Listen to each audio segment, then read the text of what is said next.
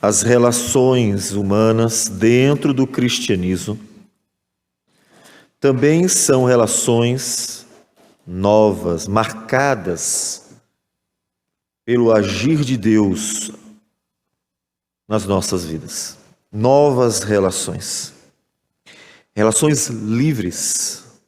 Livres para viver para a glória do Senhor. Relações em que nós somos servos uns dos outros ao mesmo tempo e que somos todos livres para o Senhor.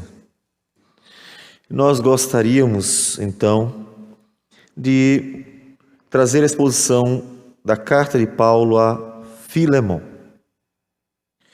Vamos abrir a carta de Paulo a Filemon, em que Paulo, estando preso, rogará, intercederá por Onésimo, um escravo, a fim de que Filemon, um servo de Deus, realmente pudesse ter uma nova relação com Onésimo. Não mais como senhor e escravo, mas como livres em Cristo, para viverem em Cristo Jesus.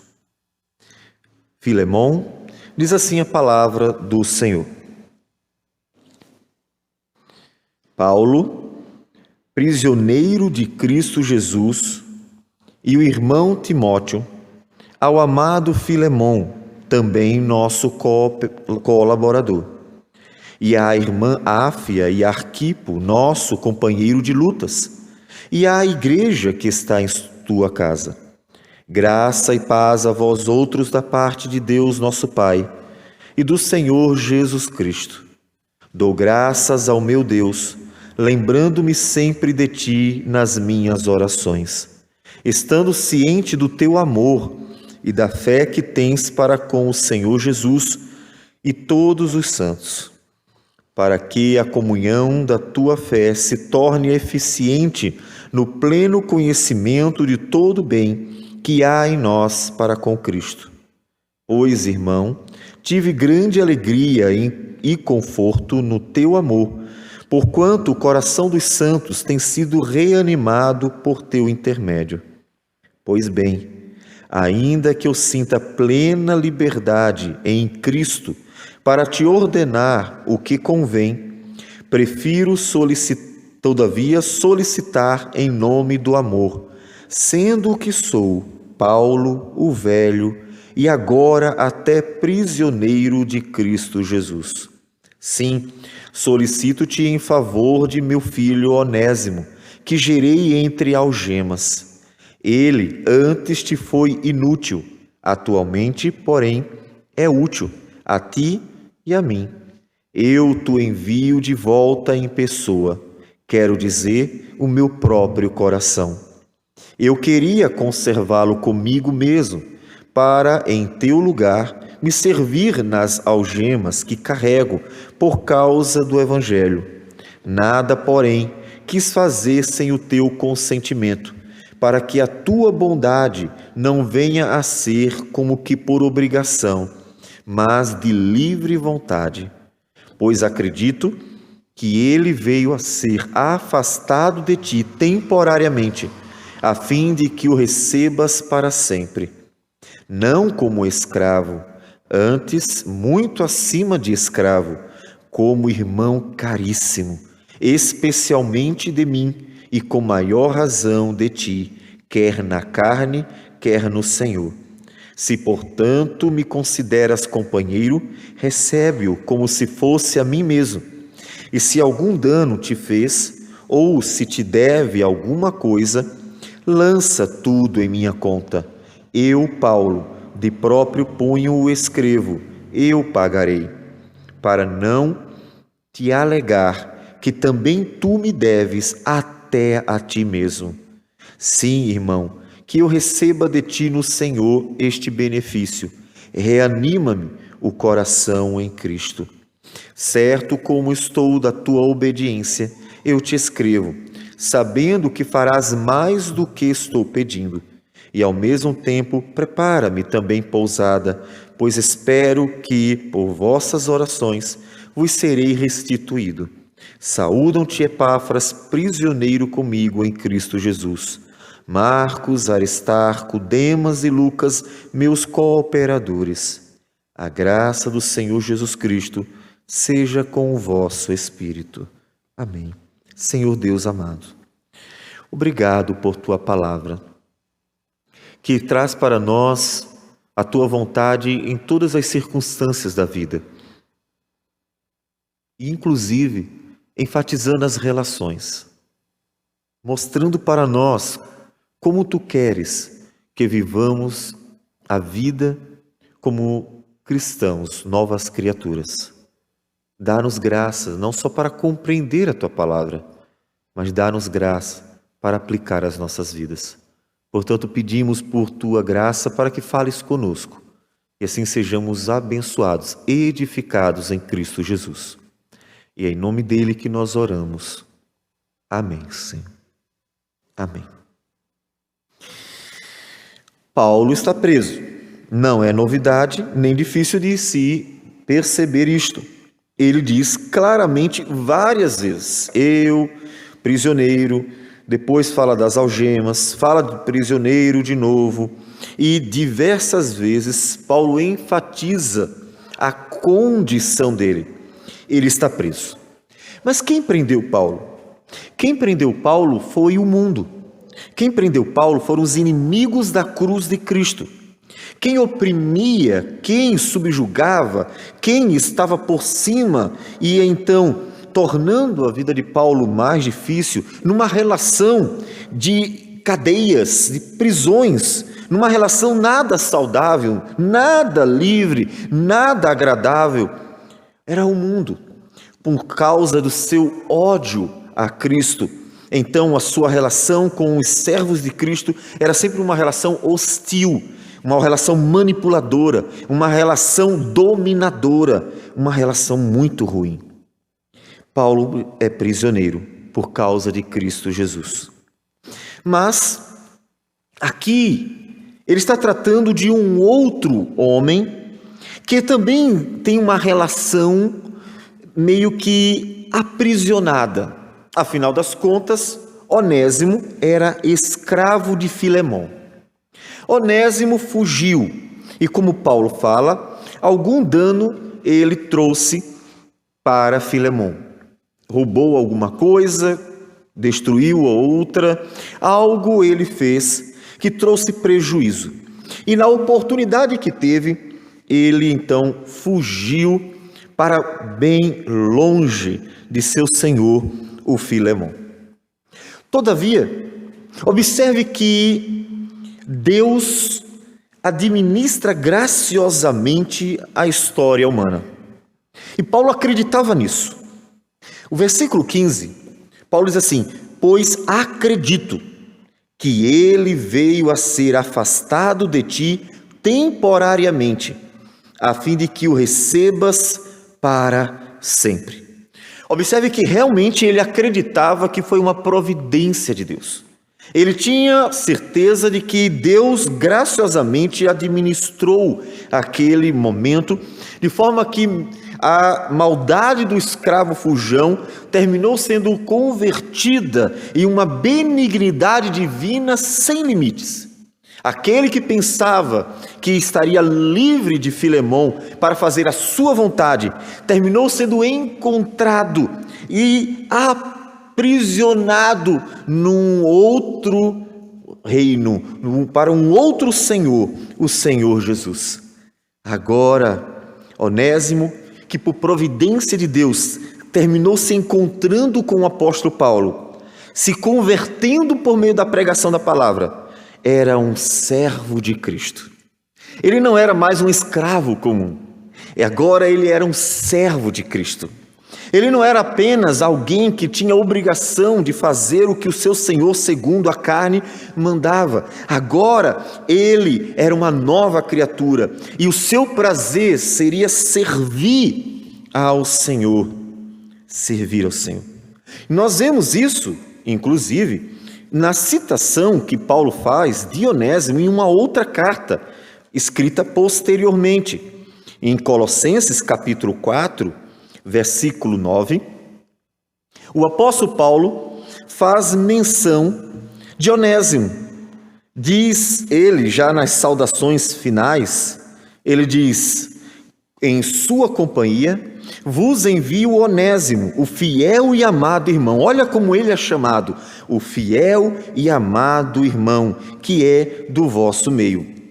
Ou seja, Onésimo realmente teve uma mudança. Aquele que Paulo diz que era inútil, agora realmente era útil para o Senhor Jesus. Aquele que tinha trazido problemas, criado problemas, feito coisas ruins, agora estava por prazer, servindo ao Senhor. Aquele que se sentia oprimido e obrigado numa relação ruim entre ele e o Filemon, agora tinha satisfação de servir a um outro Senhor, ao Senhor Jesus. E aí, sem algemas, servia de livre vontade, sendo escravo de Cristo, servia como livre, porque o seu coração havia realmente sido alcançado graciosamente pelo Senhor. E é nessa carta que Paulo, então, quer que Filemon compreenda a relação que, a partir da conversão, Filemon deveria ter com Onésimo. Antes de falar sobre a questão, Paulo tece uma série de elogios ao Filemon. Veja que há uma igreja na casa dele e de outros, a irmã Áfia, Arquipo, nosso companheiro de lutas, como ele diz. Há uma igreja naquele lugar. E aquela igreja daquele lugar que estava sendo assistida, abençoada pelo Filemon. Paulo lembra: Filemon, você tem sido uma bênção.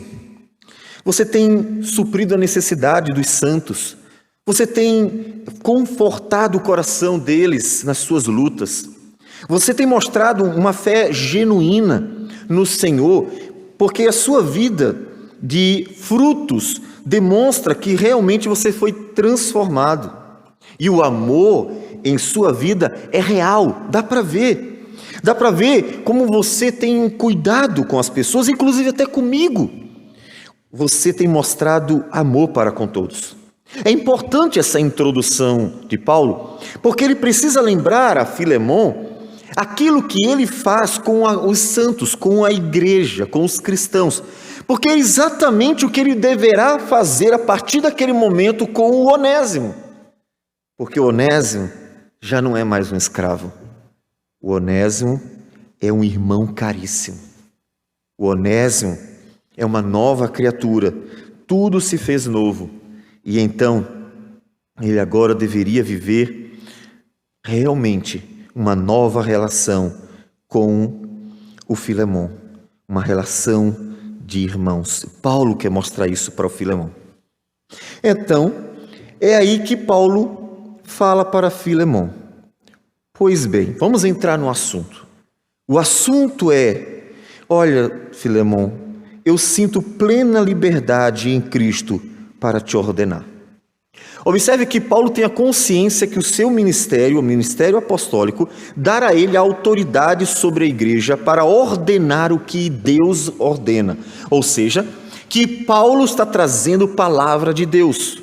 Essa consciência de Paulo, por exemplo, nós vemos na carta que ele escreve aos Tessalonicenses. E no capítulo 2, ele diz, versículo 13: outra razão ainda temos nós para incessantemente dar graças a Deus, é que tendo vós recebido a palavra que de nós ouvistes, veja, Paulo pregou para os Tessalonicenses, e como foi que eles receberam?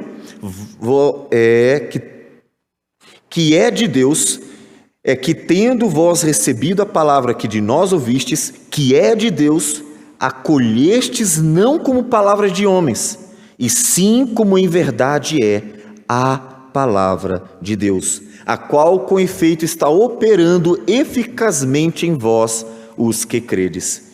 Ou seja, Paulo primeiro mostra a consciência que a sua mensagem, ela é uma mensagem que vem da parte de Deus, é palavra de Deus. E os Tessalonicenses creram desse jeito. Creram que não eram ideias de Paulo, creram que era uma mensagem da parte de Deus. E Paulo tem tal consciência a ponto de dizer: Filemon, eu sei que eu poderia ordenar a você, falar da parte de Deus, mandar você fazer o que é certo. E o certo é que a sua relação com Onésimo não seja mais uma relação entre um senhor e um escravo, porque inclusive a lei diz que um irmão não deveria escravizar o outro irmão. Em Israel, as relações sociais deveriam ser relações fraternas. Ou seja, Paulo nem mesmo está trazendo uma novidade, mas aplicando a lei do Senhor a uma nova realidade, em que o povo de Deus vive a plenitude de relações marcadas pelo amor de Cristo, que nos é dado pelo Espírito Santo. Então, Filemon precisava rever a sua relação com Onésimo. Paulo poderia mandar, todavia não é o que ele queria. Eu prefiro algo mais. Versículo 9. Versículo 9 ele diz: prefiro todavia solicitar.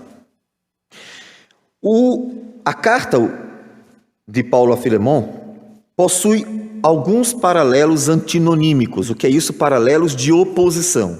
Palavras que são opostas. Observe, ele poderia ordenar, mas ele vai pedir.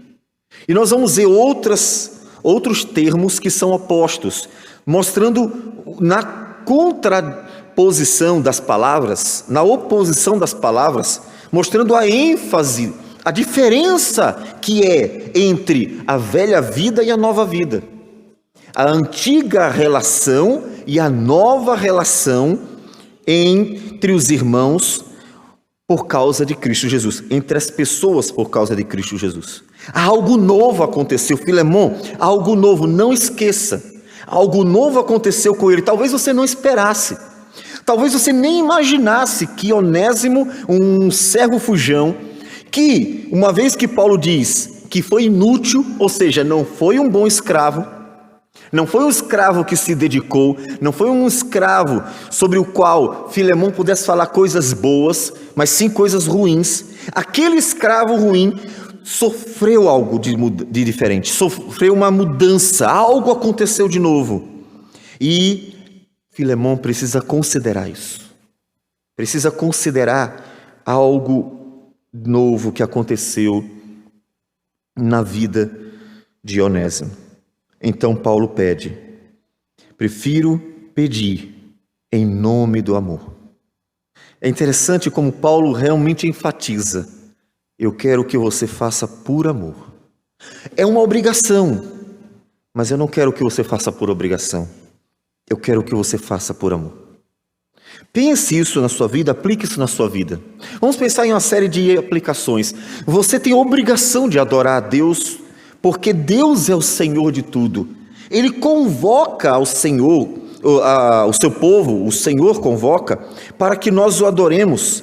Quando nós temos, por exemplo, o Salmo 100 dizendo: celebrai com júbilo ao Senhor todas as terras, servir ao Senhor com alegria, apresentai-vos diante dele com cântico, são imperativos, são ordenanças. Ou seja, todos devem adorar aquele que criou todas as coisas. E você encontrará uma série de ordenanças para que o povo de Deus adore a Deus. Mas Deus nos ensina e quer de nós que o façamos por amor. Ele nos ordena adorar, mas Ele não quer que você venha apenas por obrigação. Ele quer que você venha por satisfação, que você venha por amar a Deus, por realmente ter um sentimento profundo de gratidão, por ter uma consciência do que Cristo fez na cruz do Calvário pelo seu povo, por estar constrangido. Paulo diz que o amor de Cristo nos constrange. Aquele amor constrangedor, Ele fez tanto por nós que é constrangedor. Como é que eu não farei algo para Ele? Não para recompensá-lo, não para restituir, mas fazer como me sentindo num dever mínimo diante daquilo que Ele fez. Então, fazer a vontade do Senhor por amor. Deus não quer que faça só por obrigação.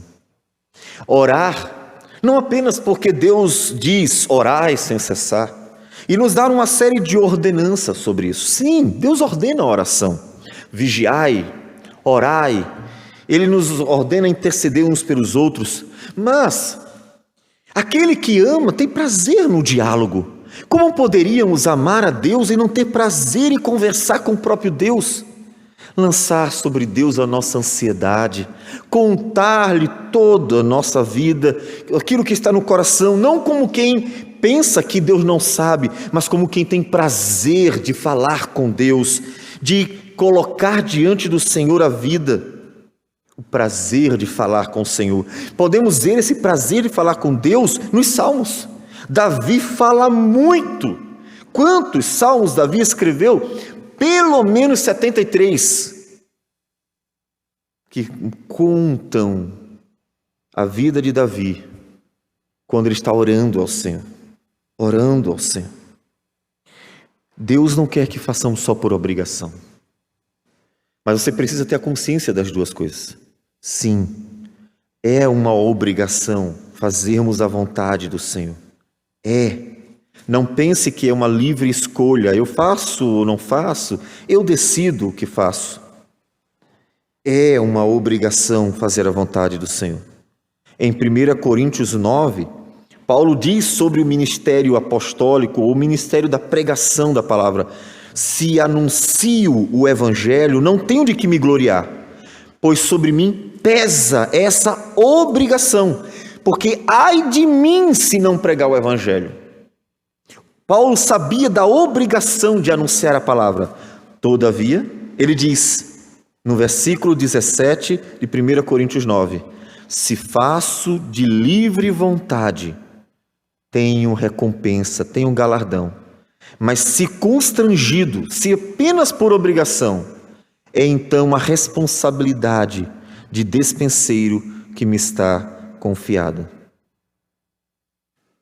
Paulo ensina a Filemão: Filemão, você tem o dever de acolher Onésimo numa relação diferente, uma relação nova, em uma relação que você conhece, porque você tem amado a igreja, você tem cuidado dos irmãos na fé, você tem assistido suas necessidades, você tem se preocupado com eles, você tem confortado o coração deles, você tem sido presente na vida deles, você tem sido uma bênção.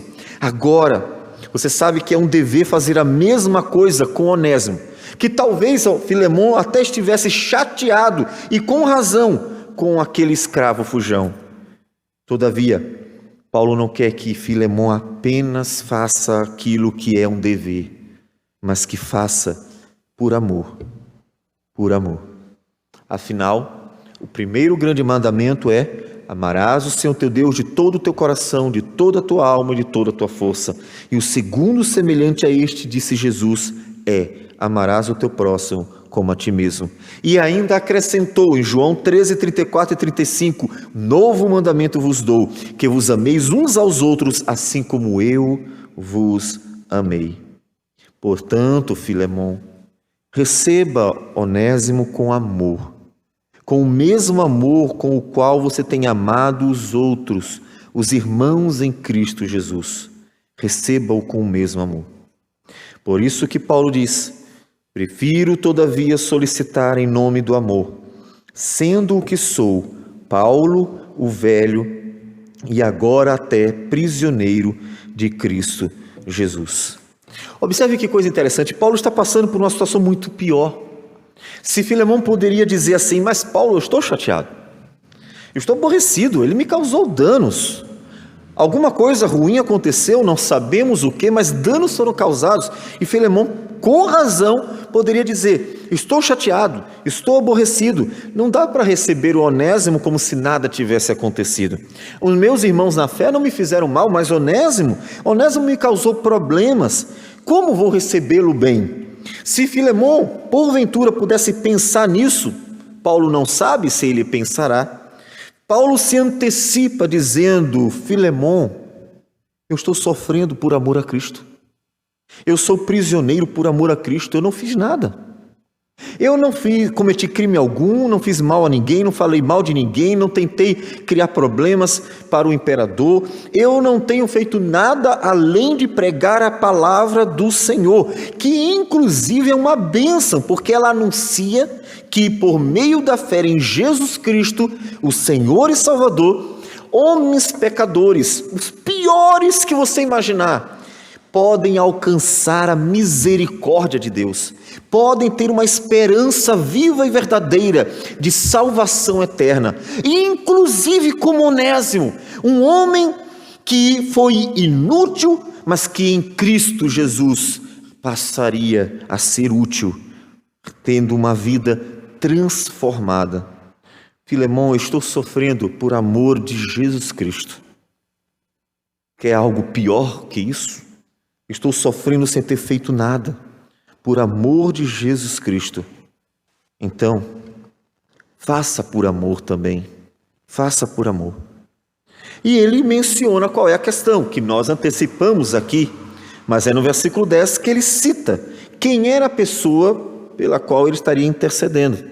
Sim, solicito-te em favor de meu filho Onésimo, que gerei entre algemas.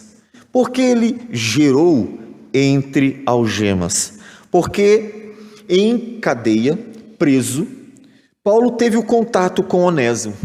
Mas que coisa fantástica! Pensem, Deus providenciou um encontro entre o escravo fujão e um apóstolo, o apóstolo que inclusive era o pai na fé de Filemão, e o apóstolo Paulo. Como é que pode?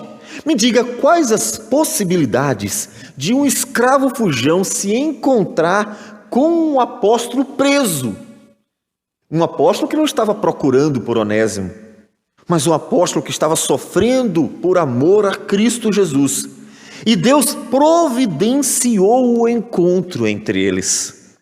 Um encontro que seria marcante, que nunca seria esquecido por Onésimo, porque foi aquele homem que estava preso, que não perdeu tempo.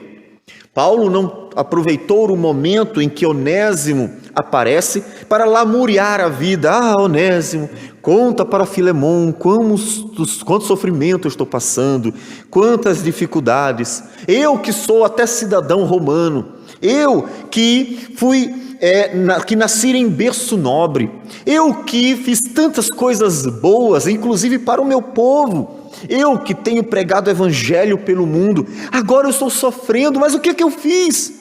Conte para eles o meu sofrimento, conte para eles a minha tristeza, a minha angústia. Você não encontra um Paulo murmurando ou lamuriando a vida, você encontra um Paulo firme, sóbrio e disposto a continuar cumprindo com o ministério, e não importa se livre ou preso, porque como ele mesmo diz em Filipenses, a palavra de Deus não está presa. Não importa o quanto os homens do mundo, os homens maus, persigam, aprisionem e tentem destruir a obra do Senhor, a palavra de Deus nunca estará presa. Ela ecoará pelos quatro cantos da terra, por homens livres, por escravos, por presos, por aqueles que o Senhor alcançou. A palavra sempre está livre. Paulo não perdeu tempo. E eu pergunto a você, você tem aproveitado aquilo que Deus dá a você? Paulo não deixou de aproveitar o momento do encontro com Onésimo. Mas você tem aproveitado? E no trabalho, quantas pessoas estão diante de você?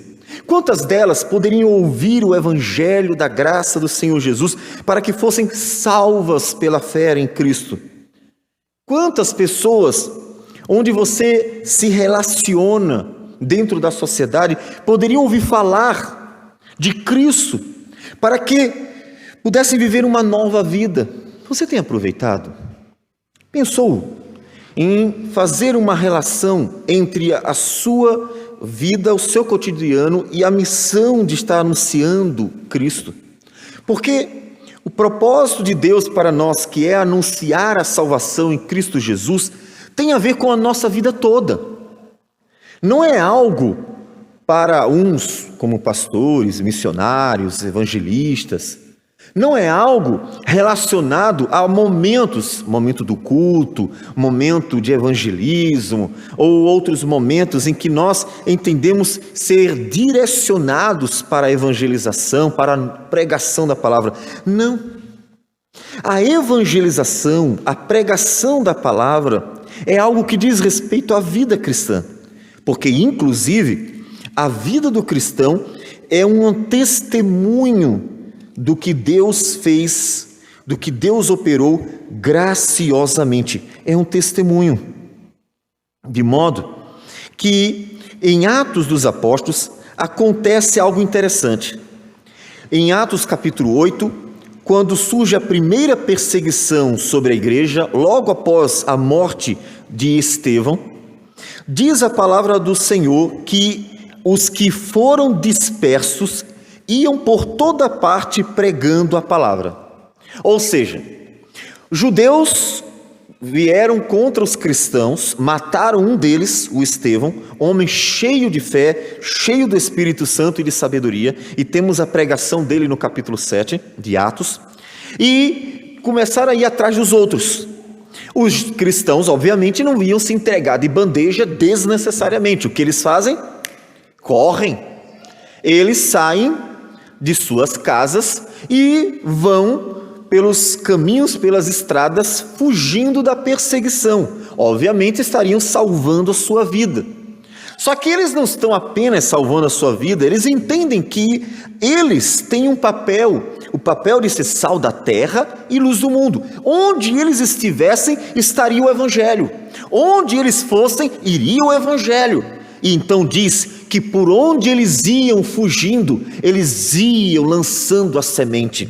Eles iam correndo e jogando a semente. Eles iam fugindo e jogando a semente. De tal modo que, por providência de Deus, aqueles que estavam pelo caminho dos cristãos foram recebendo o evangelho da graça. E diga-se de passagem, muitas igrejas nasceram exatamente desta obra realizada por cristãos que foram espalhados pelo mundo. Nós encontramos em Atos dos Apóstolos cristãos em cidades antes de Paulo chegar na cidade. Por quê? Porque alguém correu para lá. Alguém fugiu para lá. Só que esse alguém que fugiu para lá não apenas construiu sua casa bem bonita, não apenas começou uma nova vida no trabalho e começou a conquistar a sua vida para tentar refazer, reconquistar. Eles foram pregando o evangelho. Onde iam anunciando a palavra de salvação. Onde iam e aonde iam levando a semente e lançando a semente pelo caminho. Assim, nós vemos a palavra do Senhor percorrendo os quatro cantos da terra livremente. Você tem feito isso? Você tem aproveitado tudo aquilo que Deus tem nos dado, os lugares que você frequenta, as amizades? Anuncie a salvação, porque ser cristão é ser sal da terra e luz do mundo, é ter na mão uma sacola de sementes, uma cesta cheia de sementes, a semente que é a palavra do Senhor, para que aonde você vá lançando a semente, para que ela produza conforme a graça do Senhor. Paulo fez isso. Ele diz: eu gerei Onésimo entre algemas. A ideia é de um filho na fé, um novo nascimento. A linguagem do gerei é a linguagem do novo nascimento. Um novo homem nasceu, um novo Onésimo nasceu por meio do evangelho. E aquele que foi um instrumento de Deus para esse nascimento foi Paulo.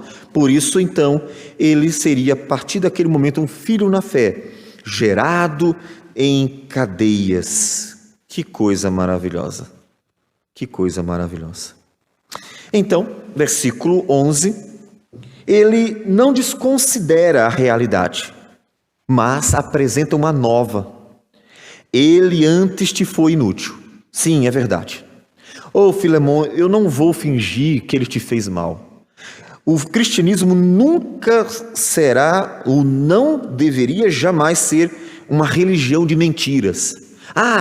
Precisamos conquistar pessoas para dentro da igreja. Vamos mentir um pouquinho. Eu lembro-me de um momento bastante, para mim foi triste e marcante, quando dentre esses encontros de jovens, encontros de casais que existem, que é um modelo inclusive padrão que várias igrejas fazem, participei na época, ainda bem jovem, de um deles. E no grupo em que eu estava, a pessoa que era da igreja, era cristã, estava conduzindo, e dentre os momentos, eles costumam fazer pegadinhas, e dentre as pegadinhas, mentiras. Olha, leve isso porque vai ter futebol, leve aquilo porque vai ter piscina, leve aquilo outro porque não sei o quê. E aí então eu me perguntei para essa pessoa, como é que a gente vai alcançar pessoas com a verdade se a gente está lançando as mentiras? Nós não precisamos ensinar mentiras para alcançar pessoas, porque é a verdade que alcança. Quem disse que Deus precisa de mentiras para atrair pessoas para a igreja? Quando é a verdade, o evangelho de Deus quem converte o coração. Não, o cristianismo não conta mentiras, mesmo que elas possam causar danos. A verdade é que realmente Onésimo foi inútil. Ele realmente causou problemas. Ele realmente foi um servo, um escravo que não trouxe benefícios. Paulo não nega isso. É verdade, Filemon. Só que eu quero trazer uma nova realidade. Eu quero contar para você algo de novo. É que aquele que foi inútil, e aí você vê outra vez a oposição na ideia das palavras, certo? Um paralelismo antinonímico, ou seja, de antônimo, de contrário. Ele foi inútil no passado, mas a partir da fé em Cristo, a partir do que Cristo operou na sua vida, agora ele é útil.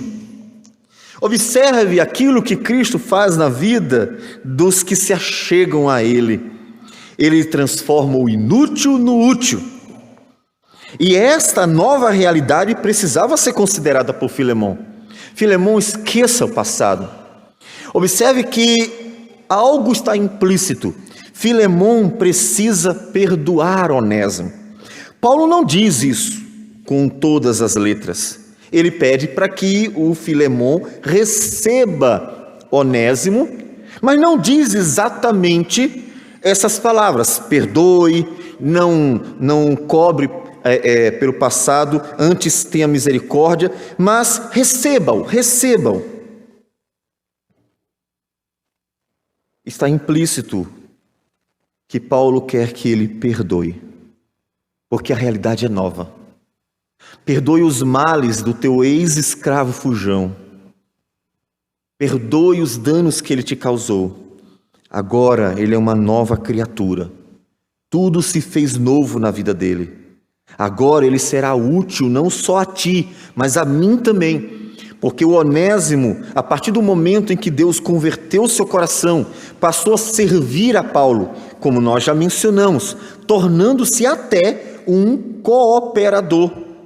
Como em Colossenses 4:9, nós encontramos o seu nome entre aqueles que estavam ali servindo o apóstolo Paulo na obra missionária. Então, ele estava sendo uma bênção. Perdoe o teu escravo fujão, que te trouxe muitos problemas. Observe que as relações dentro do cristianismo, nessa nova realidade, são relações marcadas por algo extremamente novo, algo riquíssimo, grandioso, algo maravilhoso. Relações marcadas pelo amor, que pressupõem ou que tem dentro de si uma série de implicações. Pressupõe uma série de implicações, dentre as quais o perdão é uma delas. Sim, o amor não é um sentimento. O amor é uma virtude.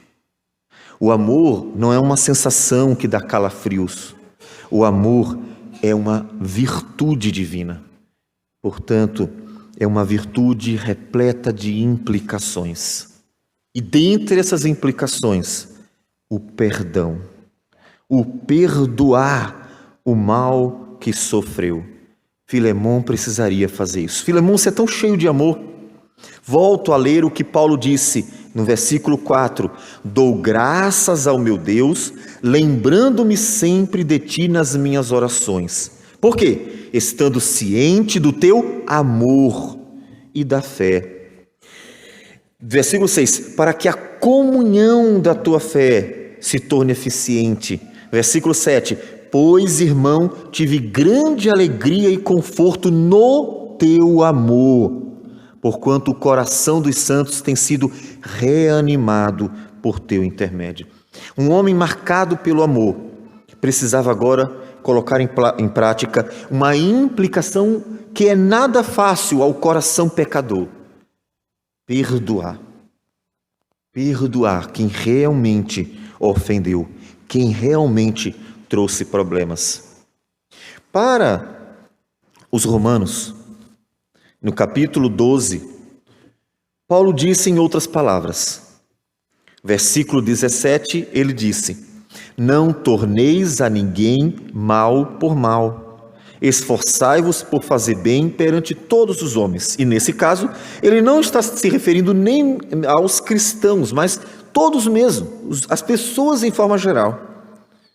De tal modo que mesmo aqueles que estavam perseguindo, como o caso de Paulo, que sofria perseguição da parte de outros homens que não conheciam o Senhor, eles não deveriam tornar a ninguém mal por mal. Pelo contrário, versículo 20, se o teu inimigo tiver fome, dá-lhe de comer. Se tiver sede, dá-lhe de beber, porque fazendo isto, amontoarás brasas vivas sobre a sua cabeça. Não te deixes vencer do mal, mas vence o mal com o bem. Sim, Filemão, agora é a hora de colocar em prática uma implicação bastante forte do amor. A capacidade de perdoar. Perdoar aquele que te causou muitos problemas. Como você está nesta relação com as implicações do amor? Como está a sua relação com a profundidade do que significa realmente amar? Como disse, não dos calafrios e sensações de apaixonados, isso não é amor. Amor é uma virtude.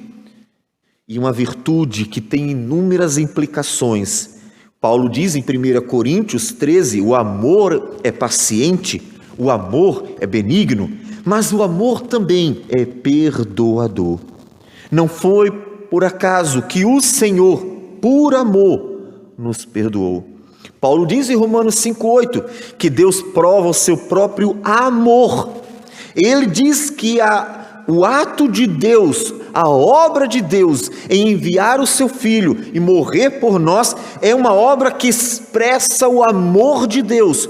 Por amor, Ele mandou o seu Filho, entregou o seu Filho, sendo nós ainda pecadores. Mas para que Ele fez isso? Para nos perdoar. Quando Jesus estava na cruz do Calvário, prestes a morrer, Ele olha aos céus e diz ao Pai: Pai, perdoa-lhes, eles não sabem o que fazem. Ele estava diante de seus algozes, daqueles que pediam: crucifica-o, crucifica-o. Mas o amor de Deus não é um sentimento. O amor é um atributo divino, é uma virtude. E dentre suas grandes e magníficas aplicações, implicações, está o perdão. O perdão faz parte do amor.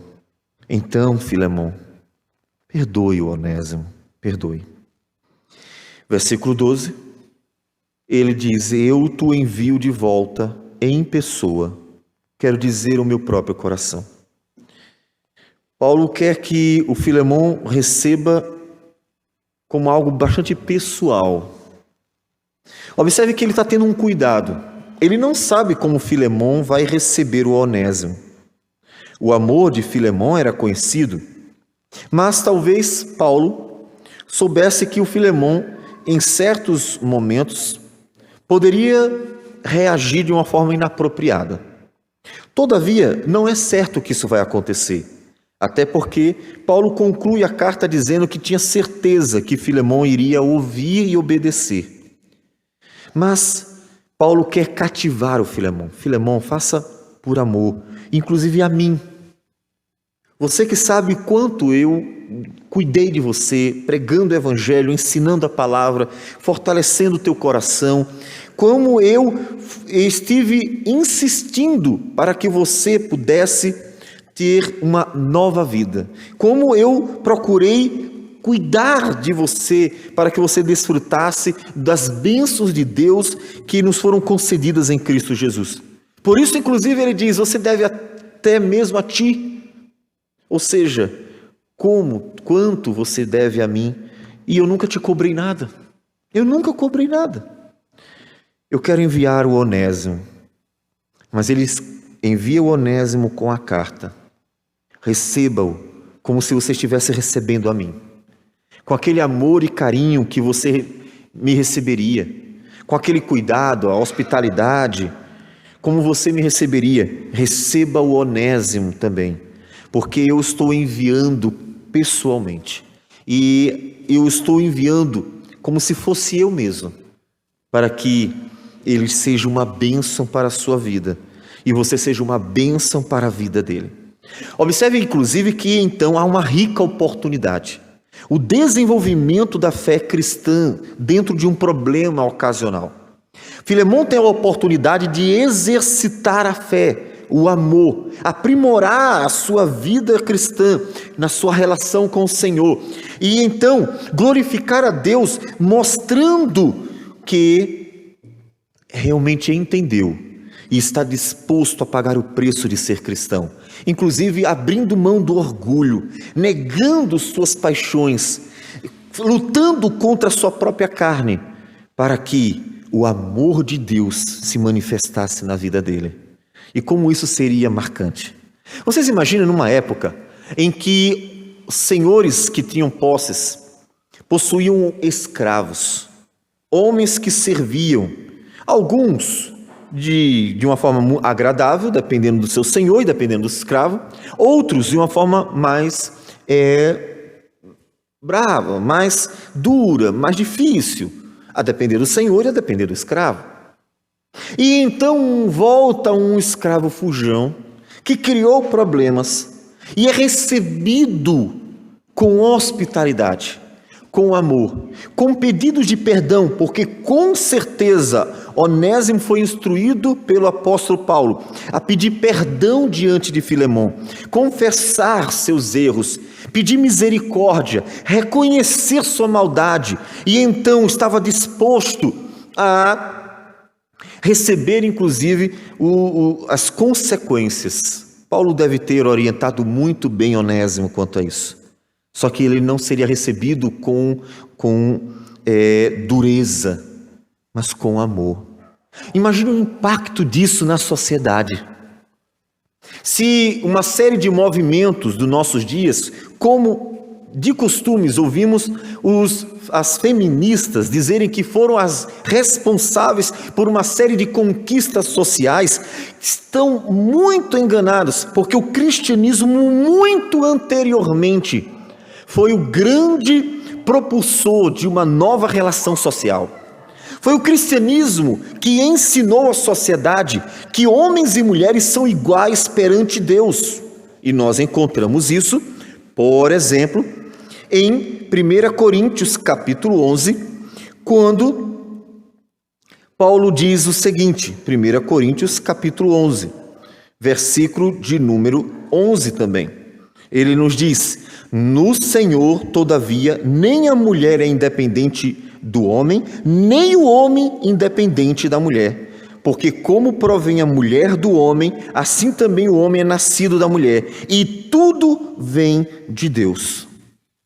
Mostrando que são iguais perante o Senhor. Não foram feministas que conquistaram a igualdade social. Foi o cristianismo que propagou isso muito antes, 2000 anos antes. Mas não só entre homens e mulheres. Foi o cristianismo que pouco a pouco foi mostrando para a sociedade do Império Romano que os homens são todos iguais. Paulo diz várias vezes, não importa se são escravos, se são livres, se são homens, se são mulheres, em Cristo todos somos irmãos. Todos somos irmãos. Imagina o impacto sobre a sociedade quando vissem como Filemon tratou ou trataria Onésimo, o escravo fujão. Para uns deveria ser punido severamente, para Paulo deveria ser recebido com misericórdia, porque aquele que outrora foi inútil, agora era realmente um servo de Deus, que seria útil para a obra do Senhor, alguém transformado por Cristo Jesus. Receba-o de forma diferente. O cristianismo tem uma missão importante na prática: impactar a sociedade, glorificando a Deus por meio de sua vivência. O cristianismo tem a missão de mostrar à sociedade que as relações sociais, segundo Deus, elas são muito, muito superiores à forma como o mundo vê as relações sociais. No cristianismo, como nós falamos, o amor permeia todas as relações sociais, não apenas de alguns. Não há melhores e piores, não há do sul e do norte, não há homens e mulheres, não há superiores e inferiores. Jesus disse: eu que sou Senhor e Mestre, lavei o pé de vocês. Como é que vocês, pecadores, não fariam o mesmo? As relações dentro do cristianismo são relações livres, não relações hostis de escravos e senhores, de melhores e piores. São relações livres, são relações em que todos desfrutam do amor de Deus. É muito diferente do que o mundo está acostumado a viver. Portanto, o cristianismo, no seu dever de prática da palavra do Senhor, vai impactando a sociedade, vai mostrando como Deus quer que vivamos as relações sociais, como Deus quer. Enquanto no mundo, disse Jesus, os governantes dominam e oprimem os demais, no reino de Deus somos todos iguais. Ninguém é melhor do que ninguém, de forma que somos todos servos do mesmo Deus, todos. Paulo diz algo semelhante em Efésios, capítulo 6, Efésios capítulo 6, falando exatamente da relação entre escravos e senhores de escravos. Ele nos diz: quanto a vós outros servos, que são os escravos, obedecei a vosso Senhor segundo a carne, com temor e tremor, na sinceridade do vosso coração, como a Cristo. Ou seja, façam como quem faz para Deus, não servindo à vista, como para agradar a homens, mas como servos de Cristo, fazendo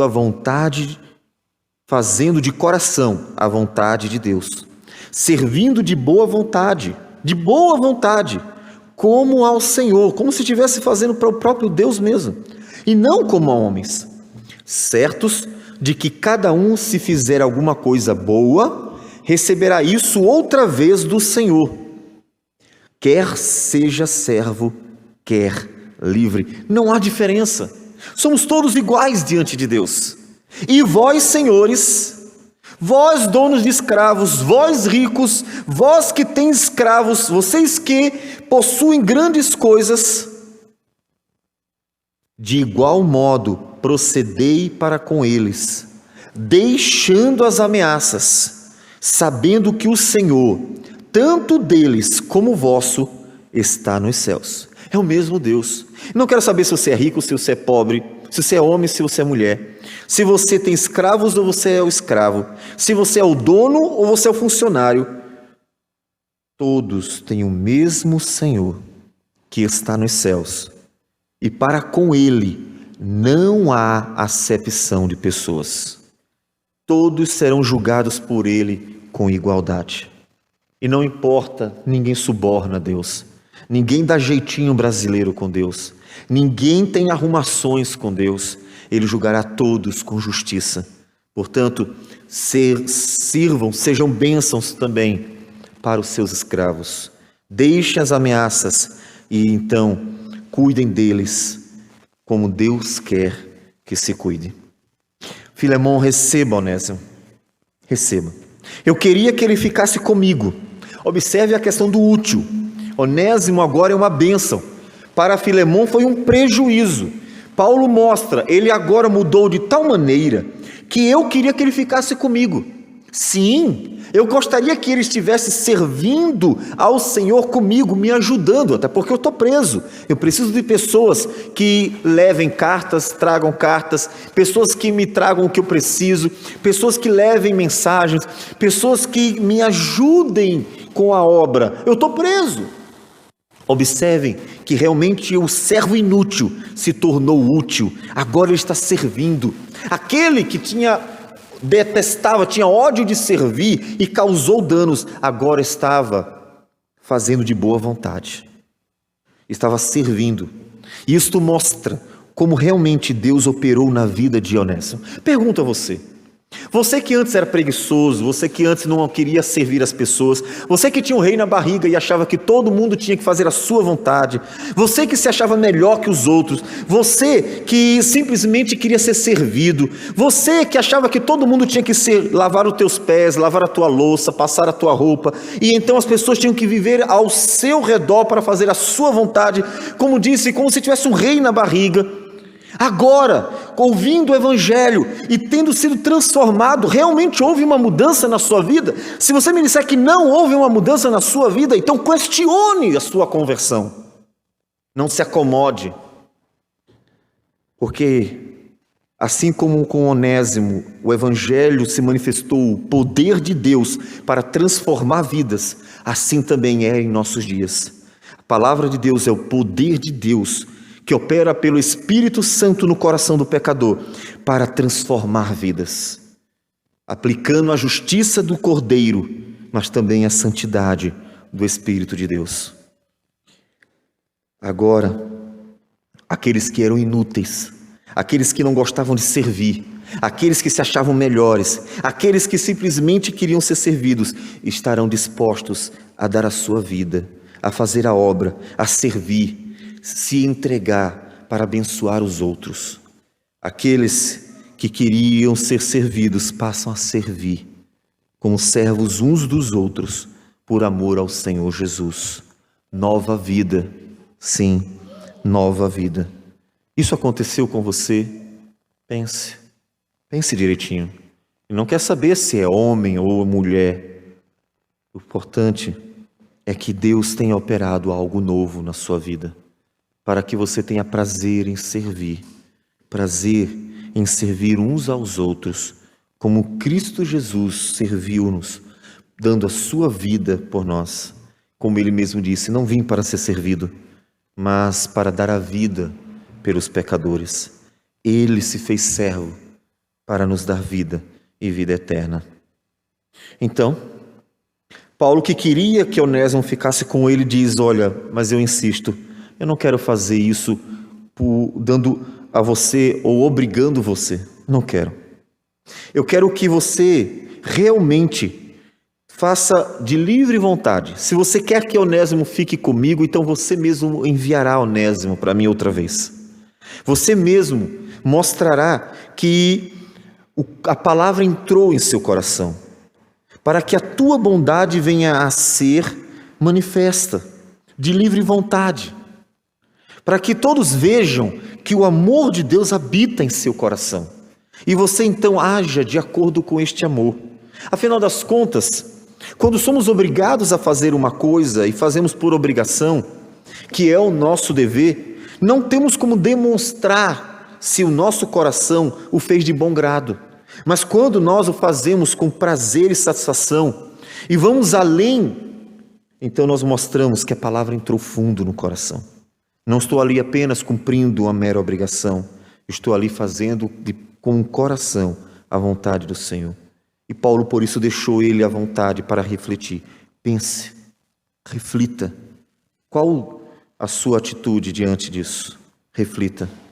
Porque foi Deus quem operou graciosamente. Foi Deus.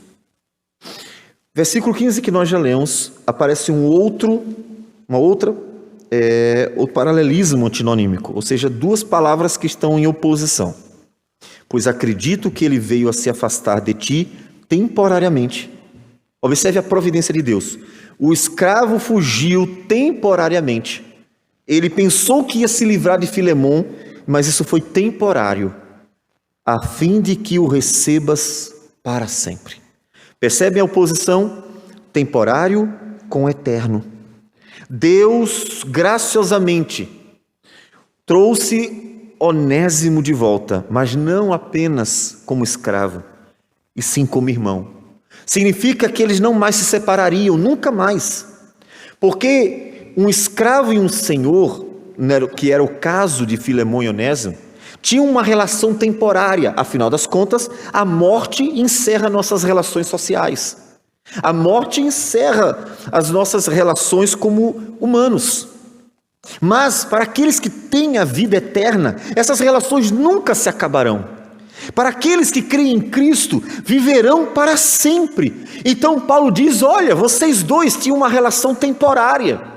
Vocês tinham uma relação temporária porque vocês eram só senhor e escravo. E Deus usou essa fuga temporária dele para que vocês tivessem uma relação eterna. Uma relação para sempre. Agora Onésimo é para sempre teu irmão. Agora Onésimo viverá para sempre com o povo de Deus, como você também. Agora ele é o teu irmão que desfrutará da eternidade. A providência de Deus. Relações temporárias se tornando eternas. Essa deveria ser uma das preocupações do povo de Deus, dos interesses do povo de Deus. Nós temos muitas relações temporárias, amigos, familiares, pessoas com as quais nos relacionamos no trabalho, nos estudos, pessoas com quais nos relacionamos. São temporárias. Todos nós um dia partiremos. Não importa se o pai, se o filho, não importa se amigo, um ou outro, como disse, colegas de N lugares, todas as nossas relações se acabarão um dia. A vida vai. Mas se nós tivermos a eternidade, mas se crermos em Cristo Jesus, mas se a fé no Senhor Jesus for real, essas relações não se acabarão. E nós deveríamos pensar nisso. Você quer viver para sempre com teu filho? Você quer viver para sempre com o teu cônjuge?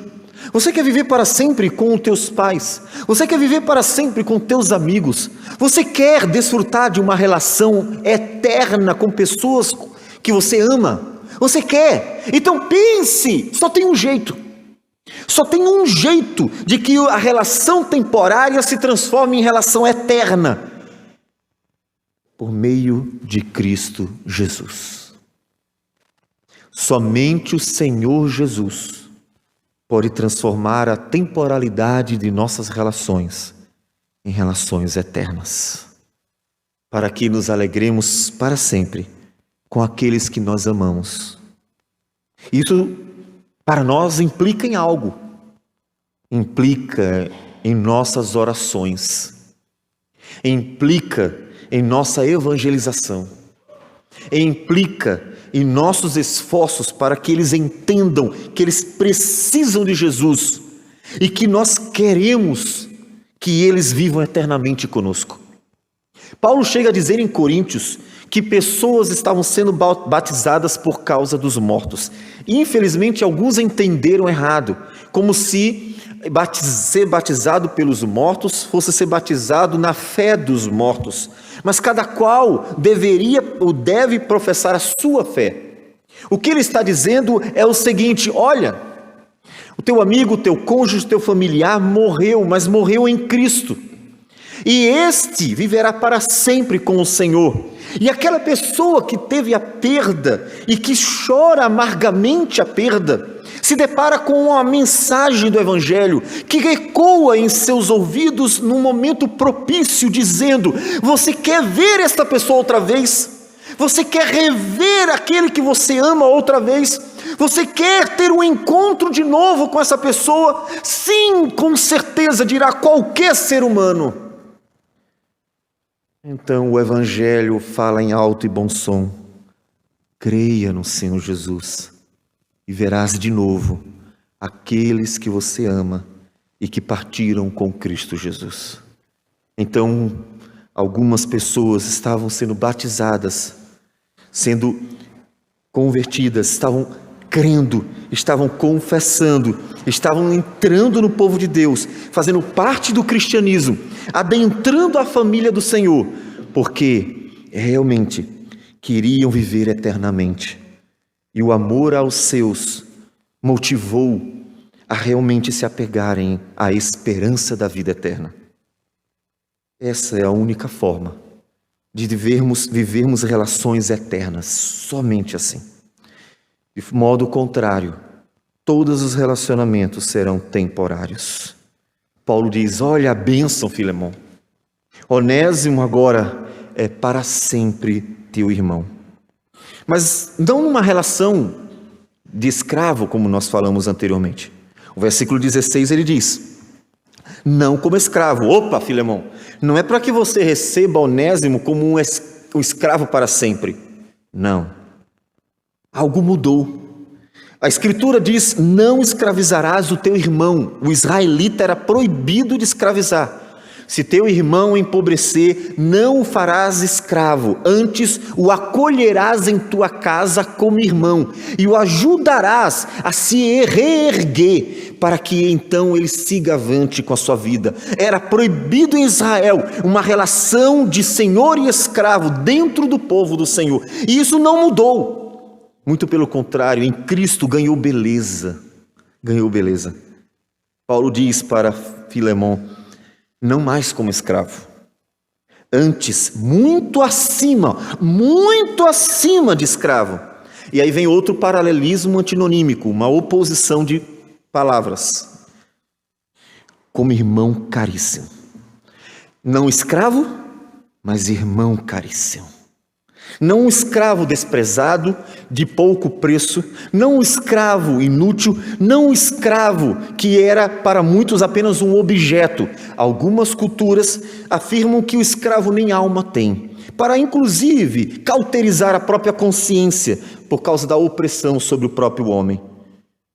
Não como escravo, tão mal visto, mas como irmão, e um irmão de valor caríssimo. Olha o valor daqueles que se tornam cristãos, irmãos na fé. O valor daqueles que tantas vezes oprimimos, maltratamos, xingamos, tentamos dominar sobre eles, aqueles sobre os quais muitas vezes o cristianismo se tornou opressor e de tal modo tentou prejudicar que tantas pessoas no decurso da história cristã até foram mortas, infelizmente, pelo próprio cristianismo. O preço que Jesus pagou na cruz não foi ouro ou prata não, meu irmão. Não foi não. Ninguém mesmo poderia pagar o preço. Nem mesmo o homem mais rico do mundo poderia comprar a alma de um homem. O preço que Jesus pagou na cruz, o apóstolo Pedro diz, não foi ouro nem prata, mas foi o precioso sangue do Cordeiro de Deus. E é por isso que passamos a ter um valor preciosíssimo.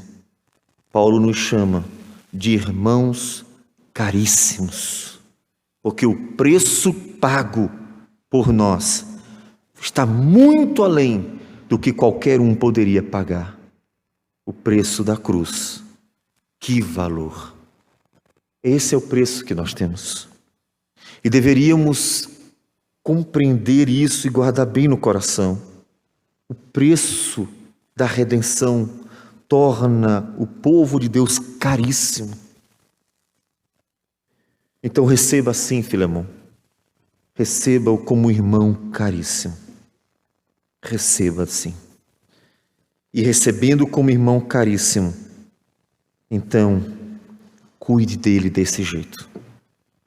Você tem cuidado da igreja do Senhor Jesus? Você tem amado a igreja do Senhor Jesus?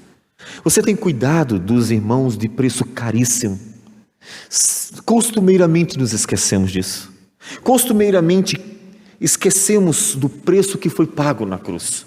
Costumeiramente o reduzimos a uma fé institucional, em que nós apenas somos membros de uma denominação politizada. Nos esquecemos que o verdadeiro preço não foi pago por alguém que entre nós, nossa geração, talvez tenha desejado. Não fomos tornados membros de uma denominação. Fomos redimidos pelo sangue do Cordeiro de Deus. Não é algo temporário, é algo eterno. E o preço da eternidade foi o sangue do Cordeiro. Então, precisamos lembrar do valor que tem o nosso irmão, para que as nossas relações sejam valorizadas. Precisamos lembrar para que o amor seja aplicado dentro de uma relação de preço valiosíssimo.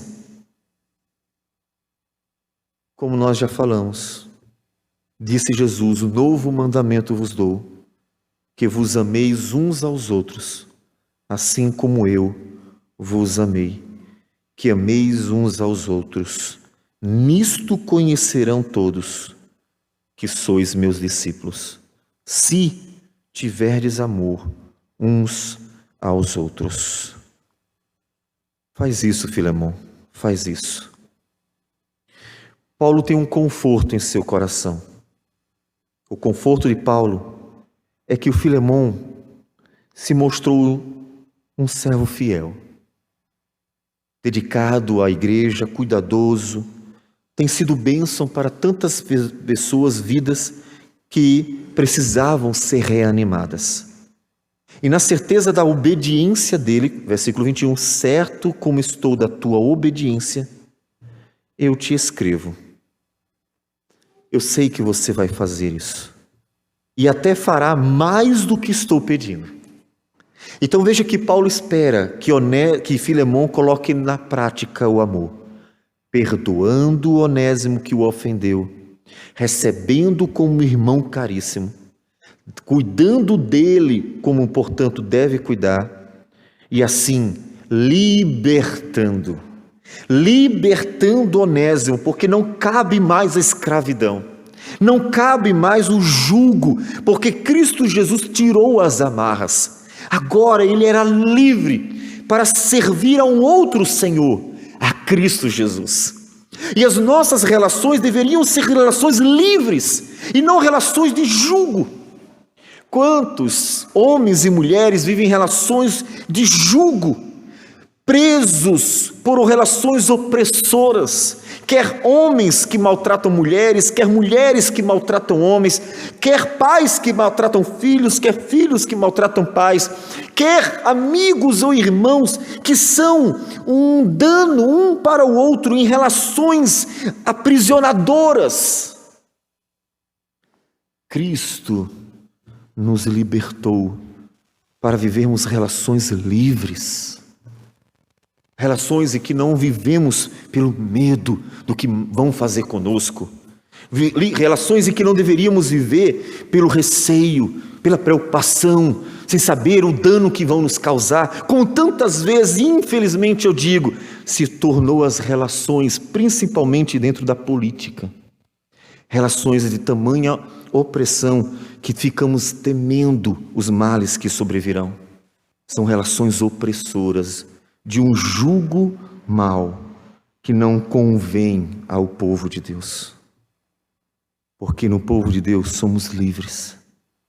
Deveríamos ter relações livres, em que sintamos o prazer de estar servindo e sendo servidos, abençoando e sendo abençoados, o prazer de viver a relação, o prazer de se dar sem temer, porque o amor de Cristo nos constrange, porque o amor de Cristo permeia as relações do povo dele, dos cristãos.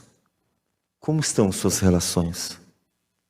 São relações abençoadoras, relações prazerosas, relações livres de quem realmente está servindo e sendo servido com prazer?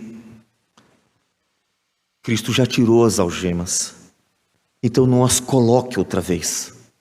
Cristo já nos libertou, então não aprisione os irmãos outra vez.